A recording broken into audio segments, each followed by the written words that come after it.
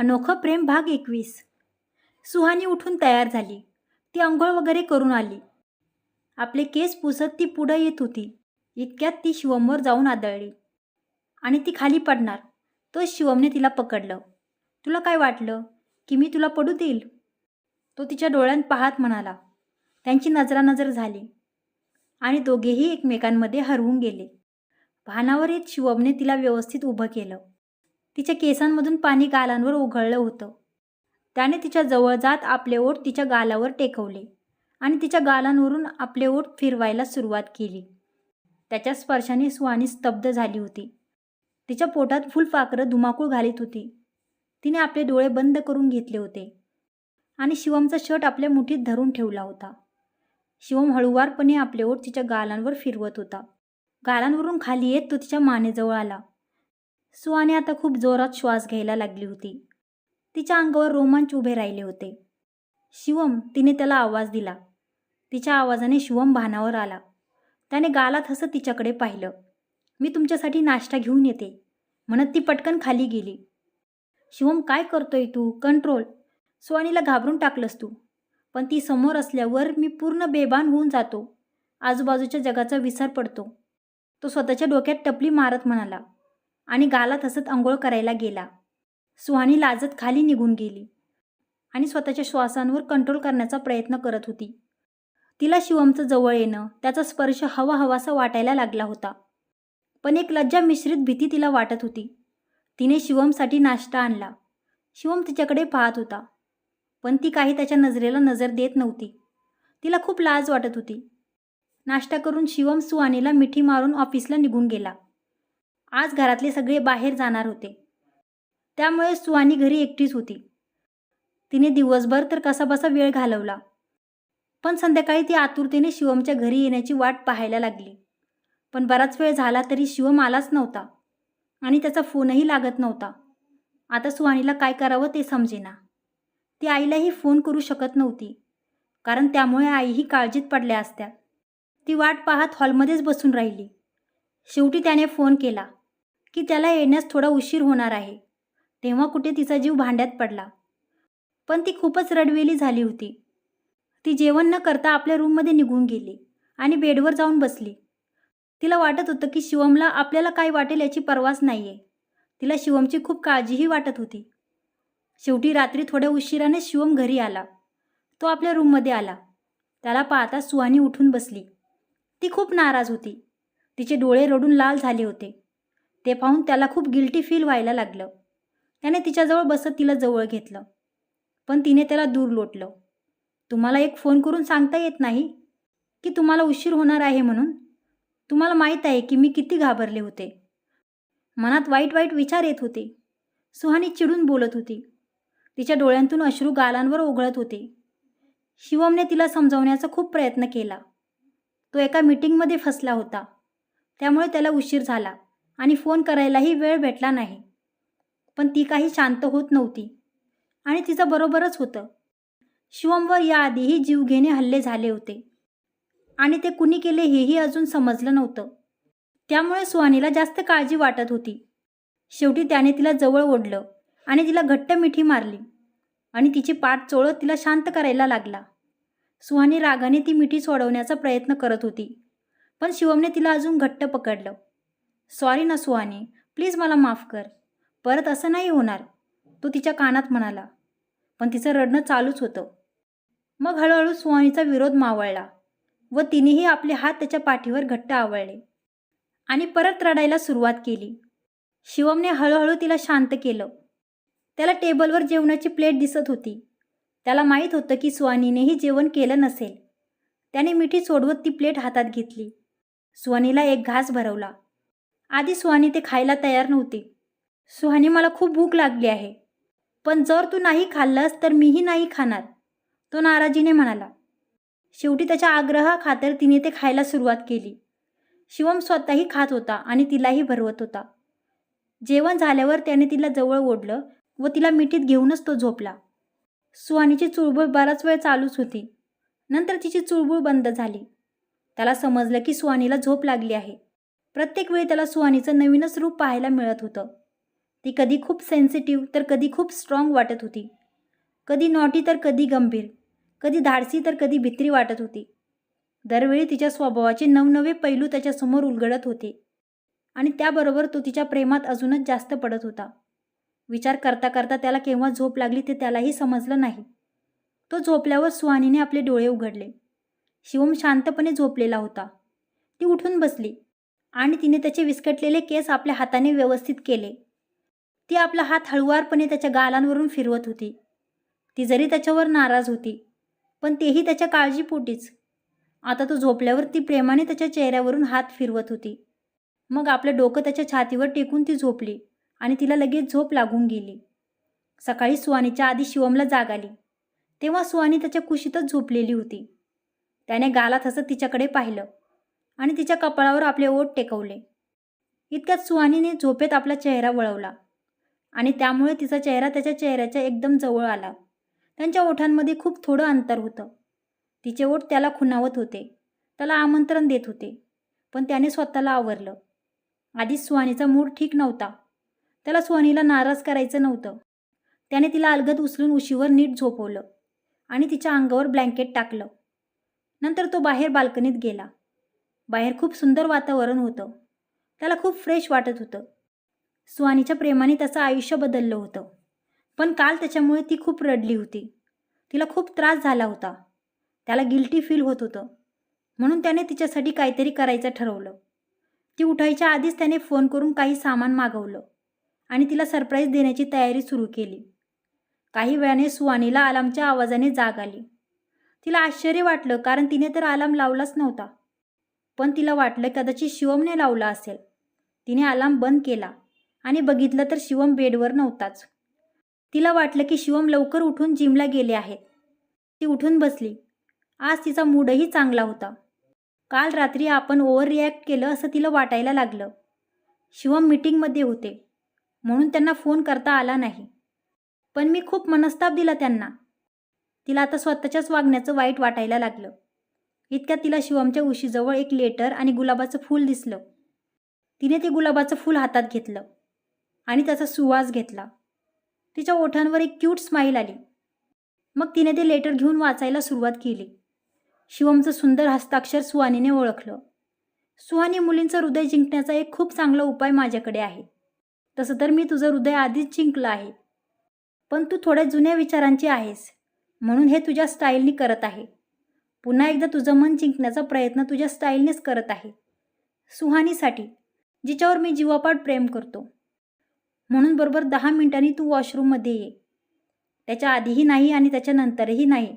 लक्षात ठेव, बरोबर 10 मिनिटांनी. ते वाचून सुहानी खूप उत्सुक झाली होती. तिच्याकडून आता वाट पाहवत नव्हती. ती वारंवार घड्याळाकडे पाहत होती. कधी एकदा 10 मिनिटे होतात असं तिला झालं होतं. ती रूममध्येच इकडून तिकडे फेऱ्या मारत होती. अजून 5 मिनिटच झाली होती. तिला खूप उत्सुकता वाटत होती की यावेळी तिच्यासाठी काय सरप्राईज असेल.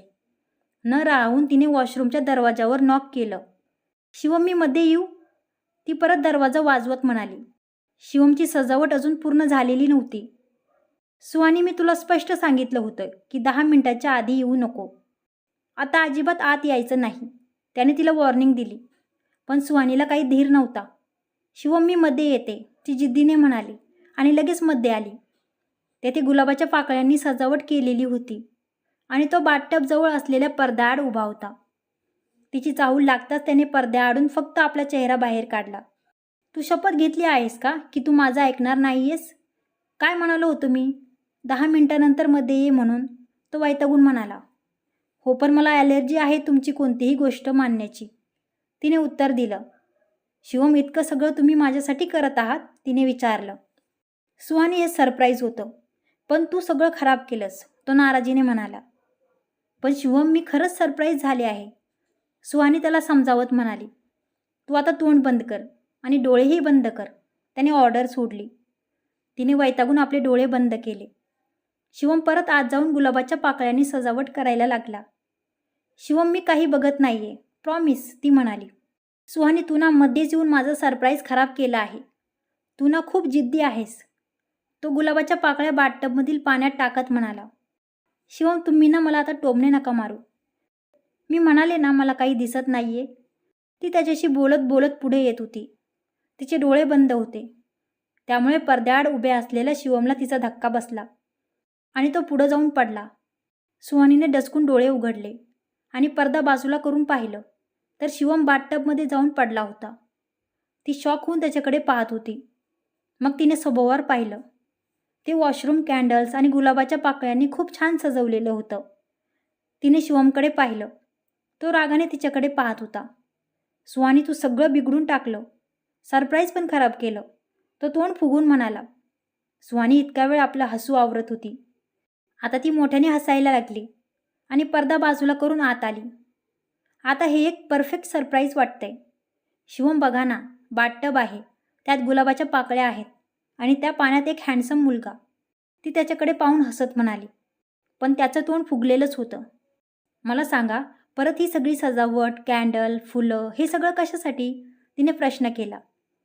अरे कशासाठी म्हणजे? माझं मन झालं म्हणून, त्याने लटक्या रागाने पाहत उत्तर दिलं. पण शिवम, काहीतरी कारण तर असेलच ना? तिने परत विचारलं. हो, कारण तर आहे. मला असं वाटतंय की तुला आंघोळीची गरज आहे. तो तिच्या चेहऱ्यावर पाणी उडवत म्हणाला. तिने रागावून गुलाबाच्या पाकळ्या हातात घेऊन त्याच्या चेहऱ्यावर फेकल्या आणि ती उठून उभी राहिली. आता तोंड फुगवण्याची बारी तिची होती. अरे रुसू नकोस, मला बाहेर तर काढ. हे सगळं माझ्यासाठी नाही तर तुझ्यासाठी आहे, तो तिला समजावत म्हणाला. पण सुहानी तोंड फुगून उभी होती. सुहानी, माझ्याकडे अजून एक आयडिया आहे. जर वाटलं तर तूही मला या बाथटबमध्ये जॉईन करू शकतेस. तू, मी आणि बाथटब, किती छान होईल. तो रोमॅन्टिकली तिच्याकडे पाहत म्हणाला. तिने रागाने त्याच्याकडे पाहिलं आणि त्याला बाहेर काढण्यासाठी आपला हात पुढे केला. चला पटकन बाहेर निघा. ती त्याचा हात पकडून त्याला बाहेर ओढायला लागली. शिवम पडल्याने खाली सगळं पाणी पाणी झालं होतं. त्यामुळे ओढता ओढता अचानक पाय घसरून तीही त्याच्या अंगावर जाऊन पडली. आता ती नर्वस होऊन त्याच्याकडे पाहत होती आणि तो तिच्याकडे पाहत गालात हसत होता. सुहानी, तू ना मला खूप अंडर एस्टिमेट करतेस. तुला काय वाटलं? मला इतका चांगला चान्स भेटल्यावर मी तो तसाच जाऊ देईल, तो तिच्या डोळ्यात पाहत म्हणाला. सुहानी खूप नर्वस झाली होती. शिवम, आई मला खाली बोलावत आहेत. सुहानी तिथून उठायचा प्रयत्न करायला लागली, पण त्याने तिच्या ओठांवर हात ठेवून तिला शांत बसायला लावलं. ती नर्वस होऊन त्याच्याकडे पाहत होती. त्याने तिला अजून जवळ ओढलं आणि हळुवारपणे तिचे समोर आलेले केस बाजूला केले. सुहानीच्या अंगावर रोमांच उभे राहिले. काय झालं? जवळ येण्याचा, माझ्या डोक्यावरून हात फिरवण्याचा अधिकार फक्त तुला आहे. मी काल रात्रीबद्दल बोलत आहे, तो गालात हसत म्हणाला. ते ऐकून सुहानी चकित होऊन त्याच्याकडे पाहायला लागली. तेव्हा तुम्ही जागीच होते? मला वाटलं तुम्ही झोपले होते. तिच्या चेहऱ्यावर लाजेची लाली आली. मी झोपेत असल्यावर तू जर इतकं प्रेम दाखवत असलीस तर मी कायम झोपण्याचं नाटक करू शकतो, तो म्हणाला. सुहानीने लाजून आपली नजर खाली झुकवली.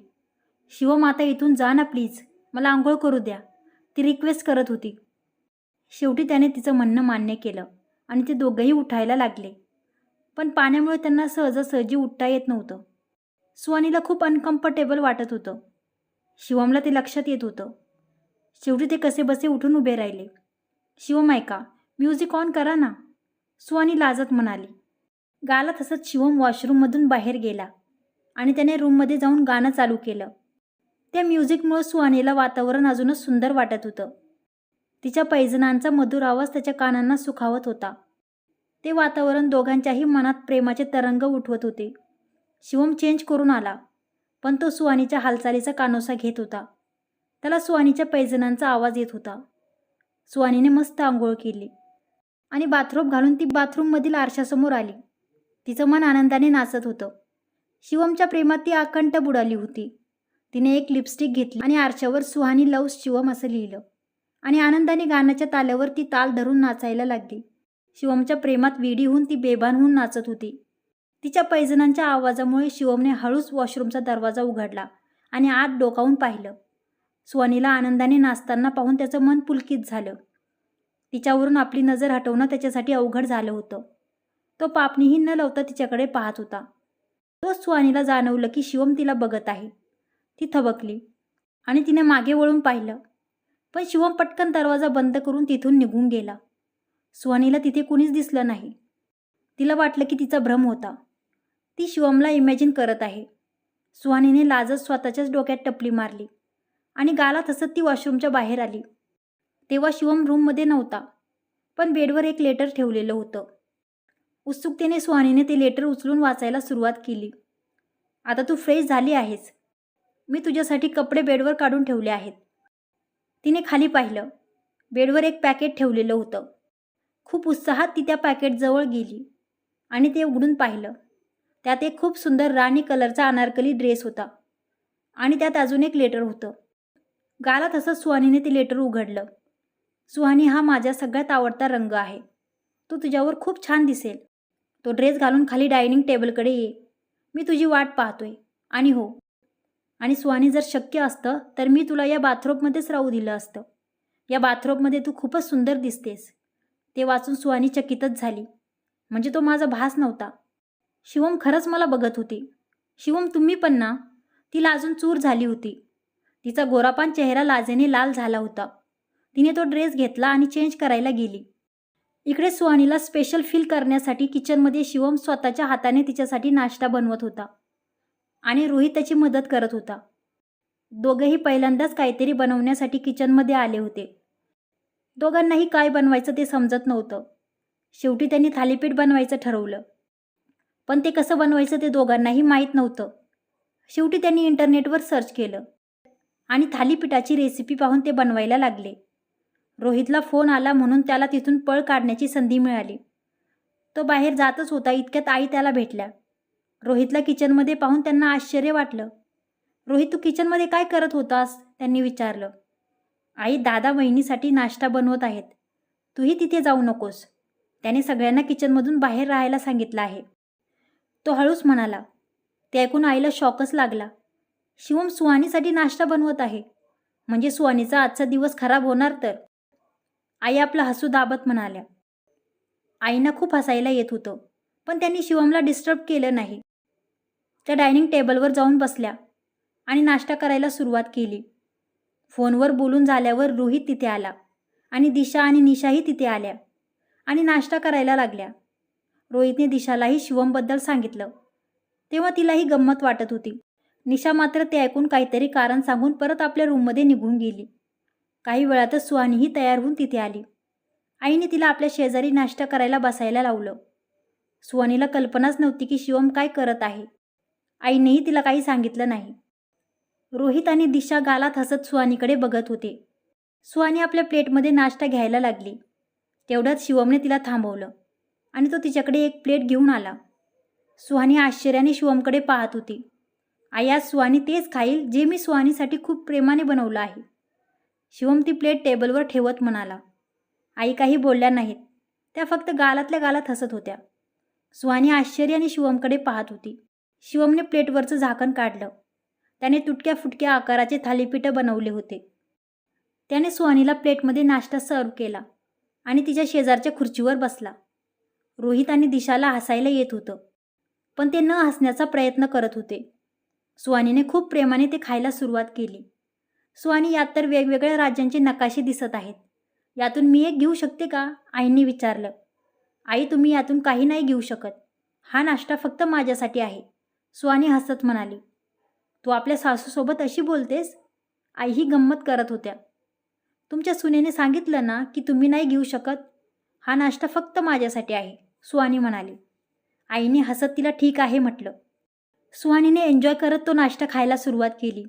शिवम कौतुकाने तिच्याकडे पाहतच होता. सुहानी, नाश्ता कसा बनला आहे?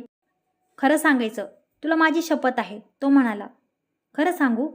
असा नाश्ता मी कधीच नाही खाल्ला आणि जर मी आणि आईने तो बनवायचा प्रयत्नही केला ना तरी तो आम्ही नाही बनवू शकणार, सुहानी प्रेमाने त्याच्याकडे बघत म्हणाली. आईनेही तिच्या बोलण्याला दुजोरा दिला. खरंच इतका छान बनला आहे? मग दे, मलाही खाऊ दे, शिवम म्हणाला. नाही शिवम, मला खाऊ द्या. पण तोपर्यंत त्याने पटकन एक थालीपीठ घेऊन एक घास खाऊन पाहिला आणि तो शॉकच झाला. त्याने खोकायला सुरुवात केली. सुहानीने पटकन पाण्याचा ग्लास त्याच्यासमोर धरला. त्याने पटापट पाणी पिऊन तो ग्लास खाली केला. हे तर खूपच बकवास बनले आहेत सुहानी. तुला मी शपथ दिली होती आणि तरी तू खोटं का सांगितलंस? तो कसा बसा बोलला. त्याला खूप तिखट लागलं होतं. नाही शिवम, मी तेच म्हणाले जे मला मनापासून वाटलं, सुहानी भावूक होऊन म्हणाली. क्रमशः. कसा वाटला आजचा भाग? जर कथा आवडली असेल तर व्हिडिओला लाईक करा आणि माझ्या चॅनलला सबस्क्राईब करा. धन्यवाद.